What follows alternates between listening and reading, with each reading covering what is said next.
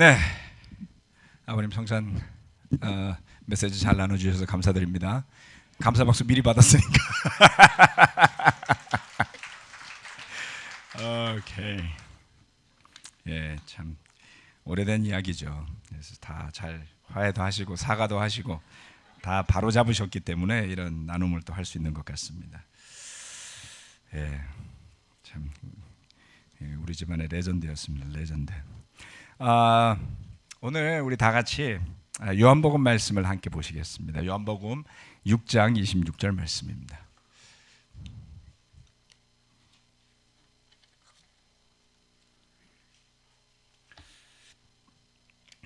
6장 26절 말씀. 6장 26절에서 29절까지입니다. 요한복음 26장 26절 제가 말을 6장 26절에서 29절입니다. 자, 읽도록 하겠습니다. 예수께서 그들에게 대답하셨다. 내가 진정으로 너희에게 말한다. 너희가 나를 찾는 것은 표징을 보았기 때문이 아니라 빵을 먹고 배가 불렀기 때문이다. 너희는 썩어 없어질 양식을 얻으려고 일하지 말고 영생에 이르도록 남아있을 양식을 얻으려고 일하여라. 이 양식은 인자가 너희에게 줄 것이다. 아버지 하나님께서 인자를 인정하셨기 때문이다. 그들이 예수께 물었다. 우리가 무엇을 하여야 하나님의 일을 하는 것이 됩니까? 예수께서 그들에게 대답하셨다. 하나님께서 보내신 일을 믿는 것이 곧 하나님의 일이다. 26절부터 29절 말씀입니다. 오늘 설교 말씀의 제목은 우리가 예수님을 찾는 이유입니다. 사람들은 다양한 이유로 예수님을 찾습니다. 그리고 다양한 이유로 예수님을 믿죠. 그 모든 사람들은 각각 그 나름의 진정성을 가지고 있습니다. 그러나 내 마음이 아무리 진정되다 할지라도 과연 그것이 하나님 보시기에 합당한 것인지 아닐지는 의문일 때가 많습니다. 사실 우리 중에 어느 누구도 자신의 진정성을 의심받을 때 기뻐하고 좋아할 사람은 없겠죠. 누군가가 예수님 또는 어떤 종교적인 신적인 존재를 찾는 이유는 뭔가 간절한 소원이 생겼을 때가 아닐까 싶어요. 아주 간절한 소망이 생겼을 때 대한민국에는 여러 가지 옵션이 존재합니다. 절을 찾아갈지 아니면 점쟁이를 찾아갈지 아니면 교회의 십자가를 찾아갈지 또 무엇을 할지 고민할 수 있습니다. 대표적으로 제 머리에 떠오르는 간절한 소원을 비는 장면은 대학 입시를 앞둔 학부모들의 모습입니다. 요즘에는 뭐 날씨가 좀 따뜻한 데로 옮겼습니다만은 예전에는 아주 추울 때 그리고 꼭 학력고사 뭐 요즘은 수능이라고 부르는데 시험 때면 날씨가 꼭 춥곤 했죠. 그래서 뭐 100일 기도도 드리고 그리고 뭐 절에 다니시는 분들은 또 뭐 하시죠? 예? 불공도 드리고 뭐 천배 뭐 이런 것도 하시잖아요, 그죠? 정말 그 부모들의 열정이란 이루 말할 수가 없습니다. 그리고 시험 당일날은 그 추운 날 아침부터 와서 시험이 끝날 때까지 문 밖에 서서 기도하는 모습들도 볼 수 있었습니다. 그래서 그와 같은 간절한 소망이 생겼을 때 무엇인가를 찾는 모습은 우리나라 사회에서는 전혀 낯선 모습이 아닙니다. 뭐 심지어는 조상신에게 또는 뭐 제일 익숙한 이름은 천지신명에게 비나이다. 뭐 이런 거 우리 다 알잖아요. 드라마에도 나오고 아주 전통 문화 중에 하나입니다. 그래서 그야말로 우리나라는 급하고 필요할 때마다 빌고 구하는 것에는 아주 이력이 있는 그런 나라다라고 해도 과언이 아닐 겁니다. 예수님 당시에도 사람들은 다양한 이유로 예수님을 찾았어요. 오늘 이곳에 와 있는 저와 여러분은 무슨 이유로 예수님을 찾는 걸까요? 오늘 읽었던 본문에는 예수님이 무슨 말씀을 하시는데 이 요한복음 6장에는 여러 가지 이야기가 나옵니다. 그래서 여러분 요한복음 6장이 꽤 긴데요. 잘 읽어보면 막 중간에 스토리가 변하고 주제가 바뀌고 그래서 난해한 부분도 있지만 이 부분만을 오늘 좀 집중해서 보고자 합니다. 예수님께서 오병이어의 기적을 바로 이 장면 앞에서 일으키세요. 우리가 너무 잘 아는 오병이어, 물고기 2마리와 떡 5개로 5,000명을 먹이고도 12강주리가 남았던 사건이었습니다. 사람들이 그 일로 인해서 엄청 기대감이 올라갔습니다. 예수님을 따라다니는 것에 대한 열정들이 뜨거워져서 예수님이 도망가시다시피 호수 건너편으로 갔는데도 불구하고 배를 타고 일부는 걸어서 예수님을 찾아온 거예요. 그 사람들에게 예수님이 이 말씀을 하신 겁니다. 진정으로 너에게 말한다. 예수님이 이렇게 말씀하실 땐 강조법이거든요. 니네는 정말 이래 라는 말씀이에요. 진짜 이래. 너희가 나를 찾는 것은 표징을 보았기 때문이 아니라 빵을 먹고 배가 불렀기 때문이다. 이런 말을 우리는 쉽게 못하죠. 그렇죠? 네가 나를 만나자고 하는 것은 밥을 얻어먹기 때문이지.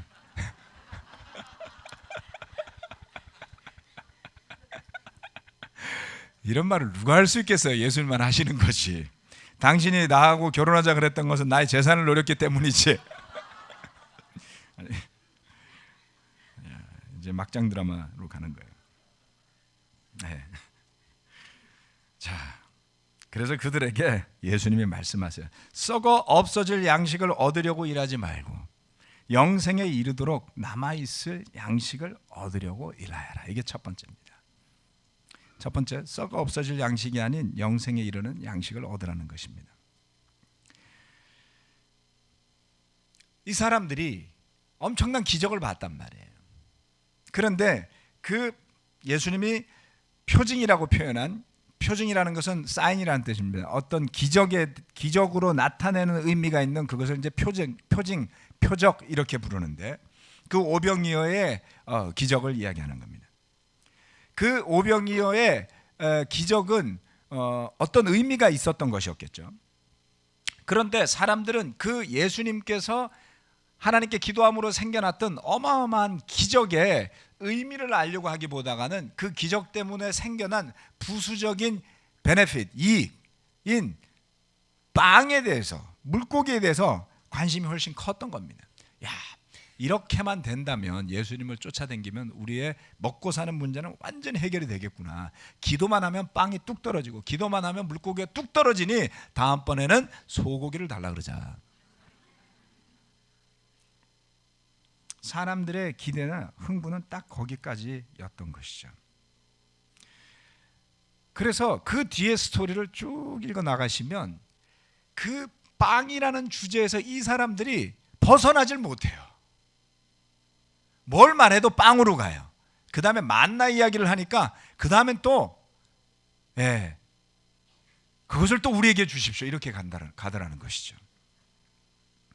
어쩌면 이렇게 한결같이 초점이 흐려지지도 않고 오로지 먹고 사는 일에만 관심을 두고 있는지 놀랄 지경이죠. 예수님을 앞에 두고도. 그래서 저는 이렇게 생각해 봤습니다. 2000년 전에 식민지로 있었던 유대인들이 먹고 살기가 힘들었나 보다. 그러니 이렇게까지 빵에 집착하는 것이었겠지. 그런데 2000년이 지난 지금 세계의 거의 10대에 해당하는 경제 부국으로 성장해 있는, 최고는 아니지만 170명 중에 10등은 진짜 수능 1등급이에요. 네. 대단하죠. 이제 제가 하는 말이 뭔지 여러분 자녀가 중고등학생이 돼야 깨닫습니다. 그게 농담이 아니구나. 1% 어렵구나. 예. 대한민국이 그렇게 경제적으로 성장했음에도 불구하고 왜 우리는 아직도 먹고 사는 일이 이렇게 힘들고, 그리고 우리의 초점이 때로는 예수님이 일으키신 표징에 대한 의미보다는 빵으로 잘 가는 걸까요? 썩어 없어질 양식을 얻으려고 믿는 분들이 계시지는 않는지요. 예수님께서 6장 35절에 이런 말씀을 하십니다. 예수께서 그들에게 말씀하셨다. 내가 생명의 빵이다.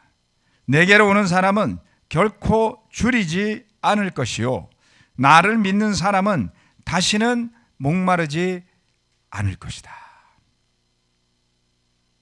결코 줄이지 않고 결코 목마르지 않는 삶, 저와 여러분은 이 기준에 도달한 것일까요? 20몇 년 동안을 쭉 돌이켜서 생각해 봤습니다. 어느 한순간 거기에 도달한 것 같았어요. 아, 정말 내가 먹고 사는 일은 더 이상 걱정할 일이 전혀 아니구나 라고 생각했던 때도 있었습니다. 그래서 이 말씀이 나의 삶에 이루어졌다라고 느끼는 순간이 있었던가 하면 어느 순간은 무척 걱정이 되기도 했던 순간도 있습니다. 분명 어느 정도 도달한 것 같은데 예수님이 말씀하신 정도로 영적인 음식으로 배가 부르고 영원한 생수로 목을 축여서 결코 마르지 않는 상태에 쭉 있는 것일까? 라고 질문하면 때로는 글쎄요라는 답변이 돌아옵니다. 예전에 우리 대한민국 축구팀을 인도했던 히딩크 감독이 그런 이야기 했잖아요. 나는 아직도 배가 고프다. 그렇게 이겼는데도 불구하고, 그렇죠? 야, 우리가 정말 승승장구해서 저는 너무 감사했어요. 내가 죽을 때까지 월드컵 4강에 두 번 다시 들지 못한다 할지라도 나는 이걸로 만족하겠다 할 정도로 축구를 너무 잘했죠. 히딩크 감독이 뭐라 그랬어요? 나는 아직도 배가 고프다. 나는 더 이기고 싶다. 야, 그 스피릿이 우리 안에, 나는 아직도 배가 고프다. 나는 아직도 더 벌어야 된다. 나는 아직도 더 벌어야 된다. 히딩크의 이 아직도 배고파하고 목말라하는 것이죠. 그래서 잘 생각해 보면 이 유대인의 태도들이 어머머 얘네들 어쩌면 이래, 이게 아니더라는 것이에요. 그들의 고민이 우리의 고민이기도 한 것이죠. 6장 31절부터 보도록 하겠습니다. 그는 하늘에서 빵을 내려서 그들에게 먹게 하셨다. 한 성경 말씀대로 우리 조상들은 광야에서 만나를 먹었습니다. 그들이 한 이야기입니다. 예수께서 그들에게 대답하셨다. 내가 진정으로 너희에게 말한다. 하늘에서 너에게 빵을 내려다 주신 이는 모세가 아니다. 하늘에서 참 빵을 너희에게 주시는 분은 내 아버지시다. 하나님의 빵은 하늘에서 내려와 세상에 생명을 주는 것이다. 그들은 예수께 말하였다. 주님, 그 빵을 언제나 우리에게 주십시오. 그렇죠? 빵에서 벗어나지 못하는, 빵으로 시작해서 빵으로 끝나는 빵집 이야기예요. 정작 예수님은 그들에게 내가 최고의 빵이야, 너에게 갈 수 있는 최고의 생명의 빵이야 라고 이야기하지만 받아들이지 못합니다. 그래서 예수님은 이어서 또 말씀하시죠. 조금 전에 35절 말씀에서 이야기했던 말을 다시 되풀이합니다. 6장 48절. 나는 생명의 빵이다. 너희의 조상은 광야에서 만나를 먹었어도 죽었다. 그러나 하늘에서 내려오는 빵은 이러하니 누구든지 그것을 먹으면 죽지 않는다. 나는 하늘에서 내려온 살아있는 빵이다. 이 빵을 먹는 사람은 누구나 영원히 살 것이다. 내가 줄 빵은 나의 살이다. 그것은 세상에 생명을 준다. 이 대화가 계속 돌아가잖아요. 그렇죠? 예수님이 얼마나 애써서 그들에게 전하고 가르치려고 애쓰시는지를 봐야 합니다. 광야에서 그들에게 내려왔던 만나는 상징적인 의미를 가지고 있었죠. 하나님께서 그 광야의 백성들에게, 그들의 조상들에게 만나를 내려서 너희가 먹고 사는 것이 너희의 능력에 달린 것이 아니라 하늘에 달려있다는 것을 깨닫게 하셨어요. 그럼에도 불구하고 그들은 죽었습니다. 이것은 영적인 의미와 육적인 의미가 같이 포함되어 있습니다. 하늘에서는 빵을 먹었음에도 불구하고 믿음으로 받아들이지 못했기에 여호수아와 갈렙을 제외한 모든 세대가 광야에서 쓰러져 죽었던 것입니다. 하늘에서 내려오는 것을 오로지 육체적으로만 해석했던 사람들의 결말이 그랬던 것이죠. 그래서 예수님은 그들에게 다시 말씀하시는 겁니다. 생명을 이어갈 수 있는, 먹고 영원히 살 수 있는 빵을 이야기하시는 것이죠. 세상에 생명을 주는, 영원히 살 수 있는 그러한 빵이 바로 나다 라고 말씀하셨어요. 자신을 저는 돌아보게 됩니다. 나의 착각인 것일까? 아니면 믿음이 부족한 것일까? 왜 나에게도 여전히 목이 마르고 굶주림이 느껴지는 순간이 종종 있는 것일까? 즉 그리스도가 내게 충만하지 않은 순간들인 것이죠. 그리스도만으로 완전하다고 말할 수 없는 그런 인간적인 한계를 느끼는 순간들이 있습니다. 저는 그것을 부정하고 싶지 않습니다. 저는 안 그런 사람인 것처럼 바라보다가 실망했다는 소리 절대로 하지 마세요. 제가 지금 설교해드렸죠? 저도 종종 배고프고 목이 마릅니다. 그러나 희망이 있다, 소망이 있다라고 저는 믿습니다. 그것은 무엇이냐면 점점 더 예수님이 저와 여러분의 삶을 채워나가고 점점 더 그 갈증을 해소시켜 나가는 길로 가고 있는 것을 보기 때문에 그렇습니다. 육신을 가지고 살면서 때로는 우리는 썩어 없어질 양식 때문에 걸려 넘어지기도 하고 고민하기도 할 것입니다. 이제 세상을 보는, 그리고 저의 삶을 보는 저의 시각이 많이 바뀌었습니다. 지난 한 20년 넘게 20몇 년 동안 제가 군생활 하면서도 그랬고 목회생활 하면서도 그랬고 많은 곳을 옮겨 다니고 이사하고 그렇게 살았어요. 이사를 갈 때마다 제가 그 집에 얼마나 살지에 관심이 없었어요. 집은 그냥 살면 끝나는 거예요. 그렇죠? 이제는 이사를 하게 된다면 그 집에 얼마나 살지 생각하게 됩니다. 그렇게 살다가 이제 죽을 수도 있잖아요. 그죠? 이젠 저와 여러분이 옮겨가는 집이 우리의 마지막 집이 될 수도 있어요. 즉 사고방식이 바뀌더라는 것이죠. 삶이 정말 유한하다는 것이 피부로 와닿는 시간에 들어가고 있습니다. 그래서 끊임없이 내리에 되새기는 것이 지금 소유하고 누리는 것이 얼마나 유한한 것인지에 대한 것입니다. 결국 언젠가 자손들에게 물려주든지 가진 모든 것을, 아니면 사회에 환원을 하든지 깨끗이 비우고 가야 될 때가, 수명 요즘 120세까지 간다면서요. 아이고야, 70년 남았어요. 큰일 났어. 쩔뚝거리면서 살아야 될 시간.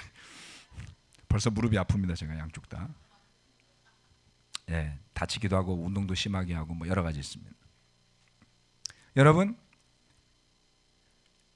지금의 상태에서 멈추지 않고 예수님을 향해서 한 발 더 나아간다면 그 발걸음만큼 갈증이 덜해지고 그 발걸음만큼 굶주림이 덜해지는 것입니다.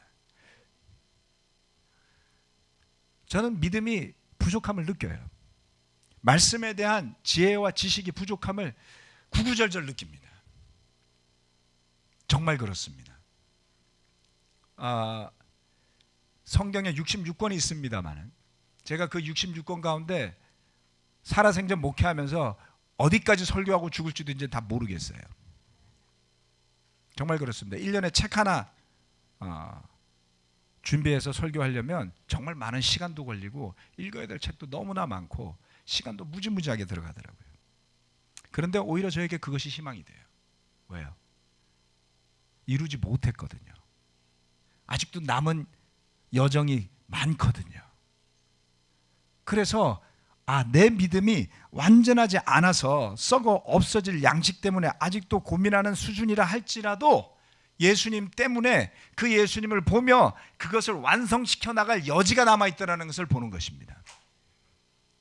좌절하기보다는 그처럼 한 걸음 한 걸음 더 성숙되어지고 정말 완전한 갈증이 해소되는, 그리고 굶주림이 완전히 해소되는 그 시점에 이를 때까지 성장하고 깊어질 희망이 남아있더라는 것입니다. 그러기에 혹시 우리 가운데 그 굶주림과 갈증이 견딜 수 없을 정도로 강해서 예배 오는 것도 시들하고 성경책이 있는 건 정말 관심도 떨어지고 그런 분들이 계시다면 저는 권해드리고 싶어요. 다시 눈을 들어서 주님을 바라보십시오. 그리고 언젠가, 지금이 아니라 할지라도 내 모든 것을 던져서라도 주님께서, 오직 주님께서 우리 삶에 대한 해답이 되심을 믿고 그 길을 걸어갈 것을 기대해 보는 거죠. 포기하지 마십시오. 용기를 주시는 분은 주님이십니다. 생명의 빵과 생수를 주실 분도 주님이십니다. 그토록 완고하게 오직 빵 이야기만 하다가 마지막엔 돌을 들어 예수님을 죽이려고 했던 사람들, 그 사람들이라 할지라도 예수님은 포기하지 않고 끝까지 가르치셨던 것을 기억하셔야 됩니다. 두 번째, 하나님의 일을 하라는 것입니다.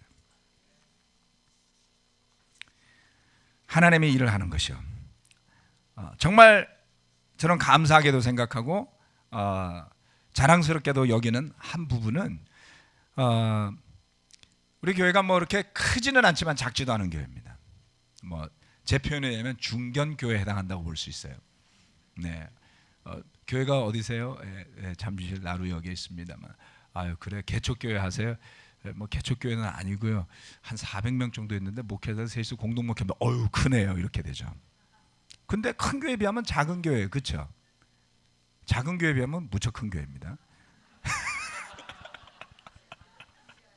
어디다가 비유하느냐에 나름이에요. 뭐 삼성에 일하는 것도 아니면서 뭐 대기업 아니면 직장 아닌 것처럼 말씀하시는 분들 많지만, 꼭 그렇게 보실 필요는 없습니다. 저는 매우 자랑스럽게 여기는 것 중에 하나는 밀도가 높다는 거예요. 헌신의 밀도. 우리 가운데 정말 열심히 헌신하신 분들이 무척 많습니다. 열심히 전도도 했었고요. 이번에 수요일날 하는 지저스 나이트에다가 초대장을 1000장을 찍었습니다. 그동안에 1000장만 찍으면 충분했어요. 그랬더니 보름 사이에 다 없어졌어요. 그리고 와서 초대장 더 달라고 하시는 분들이 많아서 2000장을 더 찍었습니다.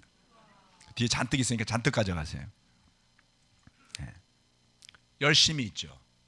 헌신이 있죠. 열정이 있죠. 참여도가 높습니다. 그런데 우리에게 하나의 강박관념도 있어요. 뭔가 하지 않으면 미안하고 불안하고, 그리고 내가 지금 제대로 제자로 사는 게 맞을까라고 자꾸 자신을 되돌아보는 그러한 부분도 있습니다. 예수님이 분명히 말씀하셨어요. 하나님의 일을 하는 것, 그것은 바로 하나님께서 보내신 일을 믿는 것이다 라고 말씀하십니다.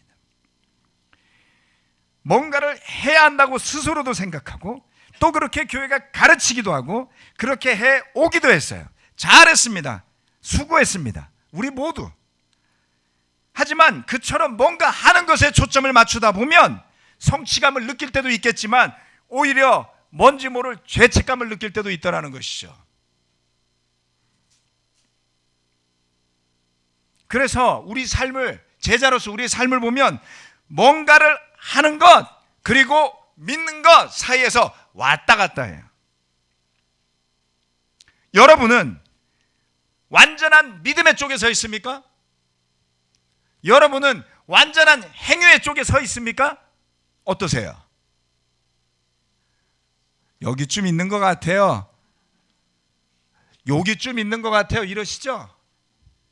우리 중에 어느 누구도 완전한 행위의 쪽에 서 있을 수 없어요. 우리 중에 어느 누구도 완전한 믿음의 쪽에 서 있기도 어렵습니다.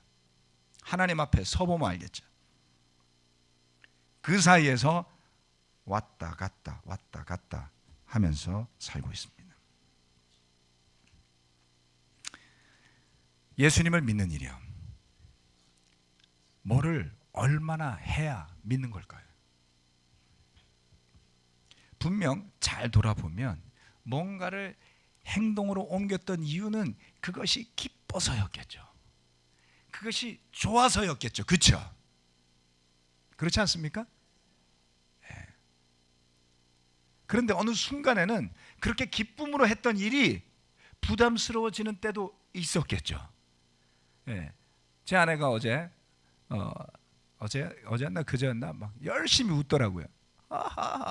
난리가 났어요. 뭐 이렇게 즐거운 일이 있어? 그랬더니 한참 웃다 말고 카드 한 장을 꺼내 갖고 왔어요. 제가 한 20몇 년 전에 크리스마스 때 써준 카드였나 봐요. 그때는 이렇게 써놓고 지금 어떻게 하는지 한번 봐봐. 이렇게.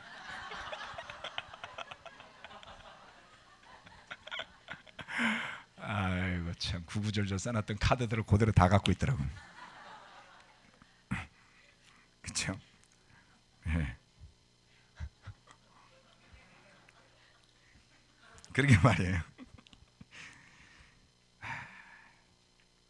여러분, 예수님을 믿는다는 것은 뭐를 해야만 하는 것, 또 만져야 하는 것, 보아야만 하는 것, 그것이 다가 아닌 것입니다. 예수님과 이 빵에 대한 대화를 주고받았던 그들을 살펴볼 때에도 나타나는 것이 있죠. 어마어마한 기적을 행했음에도 불구하고 사람들이 그것을 믿음으로 받아들이지 못할 수도 있더라는 겁니다.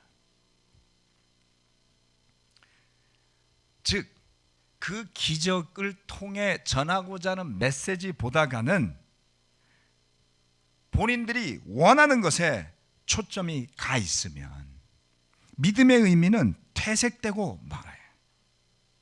그래서 오히려 믿음보다가는 내가 필요한 것에, 그렇죠? 어쩌면 그렇게 내가 관심 있는 것만 기억이 나는지 모르겠어요. 우리는 다 그렇게 만들어진 연약한 존재들 아닙니까? 예수님이 부활하신 뒤에 의심하며 질문하는 야고보에게 이렇게 말씀하셨어요. 나를 보지 않고도 믿는 자는 복이 있다. 성경에는 보고 믿은 사람들도 많지만 본 적도 없는 것을 보고 믿은, 본 적도 보지 않았어요. 본 적도 없는 것을 믿은 사람들에 대한 이야기도 있습니다. 노아는 홍수를 본 적도 없고 아마도 배를 본 적도 없었을 거예요. 그는 산 기슭에 살고 있었습니다. 그러나 하나님의 말씀을 믿었고 언젠가 100년이 지난 뒤에 비가 와서 홍수가 나서 멸망을 당할 것을 그는 믿었습니다. 그래서 그의 순종에 배를 만드는 것을 볼 수 있죠. 히브리서에 이렇게 이야기합니다. 제가 읽어드리겠습니다. 믿음으로 노아는 하나님께서 아직 보이지 않는 일들에 대하여 경고하셨을 때 하나님을 경외하고 방주를 마련하여 자기 가족을 구원하였습니다. 이 믿음을 통하여 그는 세상을 단죄하고 믿음을 따라 얻는 의를 물려받는 상속자가 되었습니다. 보이지 않는 일들에 대해서, 본 적도 없는 일들에 대해서, 경험해 보지 않았던 일들에 대해서 말씀하신 것을 믿고 받아들이고 순종한 것이 의로 받아들여졌더라. 의는 어디에 있습니까? 믿음에 있는 것이죠. 예수님 시대 한 여인이 예수님 앞에 나왔습니다. 그는 가나안 여인이라고도 하고 수로보니게 여인이라고 하는 여인이었어요. 예수님 앞에 그녀가 나와서 어느 누구도 그녀를 데리고 오지 않았습니다.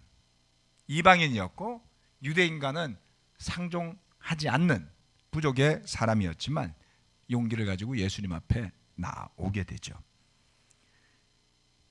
어느 누가 도와주지 않는다 할지라도 그 마음 안에 열정이 있을 때 자신에게 어떻게 대할지도 알 수 없지만 그 간절한 염원을 따라 나왔던 사람을 볼 수도 있습니다.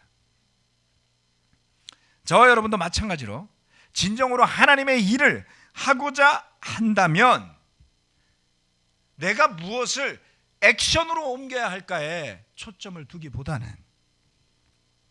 우리의 삶 속에서 강력한 힘으로 우리의 삶을 이끌어 가실 수 있는 그 하나님께서 보내주신 예수님을 믿어야 하는 것입니다.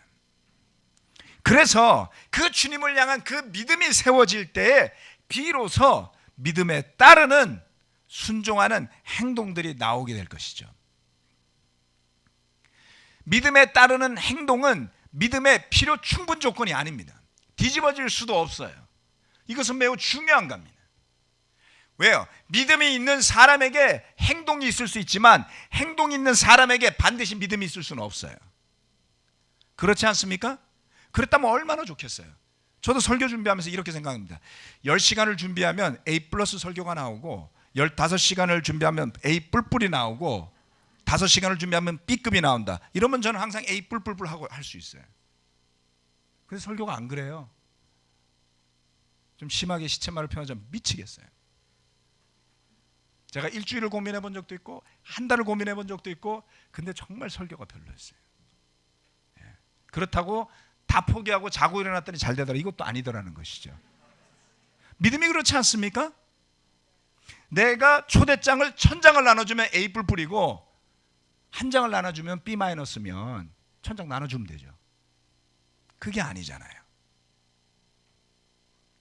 행위는 믿음을 만들어내지 못합니다. 그러나 믿음이 충만한 사람에게 있어서 행위는 멋진 동반자가 되는 것이죠. 그래서 그 믿음 때문에 우리는 이 일을 하기도 하고 저 일을 하기도 할 것이며 이 도시에도 가고 저 도시에도 가기도 할 것이라는 것입니다. 그날 예수님과 문답을 하던 사람들은 끝까지 답을 찾지 못했어요. 끝까지 답을 찾지 못합니다. 여러분, 예수님께 내가 원하는 답을 얻으려 하시지 말고 예수님께서 전해 주시고자 하는 메시지에서 믿음을 찾기 바랍니다. 그래서 그 믿음 안에서 진정으로 하나님께서 우리 삶에 계획하신 일들이 저와 여러분의 믿음 가운데 펼쳐지기를 바란다면 얼마나 익사이팅한 삶이 되겠습니까?